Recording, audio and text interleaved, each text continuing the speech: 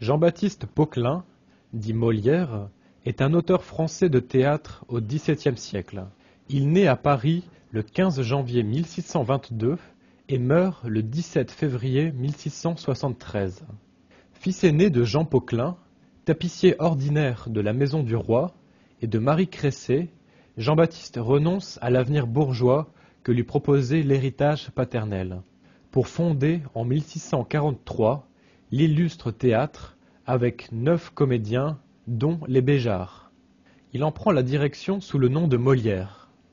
Après des débuts difficiles et des tournées dans la province française, la troupe est autorisée à jouer devant la cour et s'installe au théâtre du Petit Bourbon qu'elle partage avec les comédiens italiens. Molière remporte un premier succès avec Les Précieuses Ridicules en 1659. Auteur, comédien et chef de troupe, il déménage dans la salle du théâtre du Palais-Royal et il y donnera ses meilleures pièces.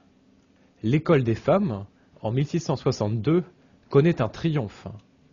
Il contribue, en collaborant avec Jean-Baptiste Lully, à créer un genre nouveau, la comédie-ballet. Louis XIV donne aux comédiens de Molière le titre de troupe du roi, mais cette protection n'empêche pas les cabales de s'organiser. Les 2 versions de Tartuffe sont interdites après la première représentation et Don Juan disparaît de l'affiche après la 15e. En 1673, Molière, qui joue le malade imaginaire, est pris d'un malaise en scène et meurt aussitôt après, rue de Richelieu.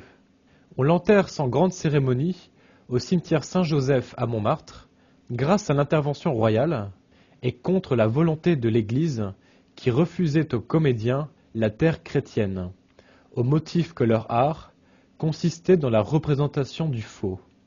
Considéré comme le patron de la comédie française, il en est toujours l'auteur le plus joué.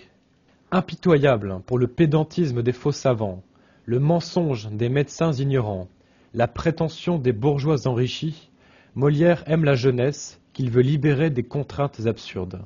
Très loin des rigueurs de la dévotion ou de l'ascétisme, son but a d'abord été de faire rire les honnêtes gens. Castigat ridendo mores, la comédie corrige les mœurs en riant.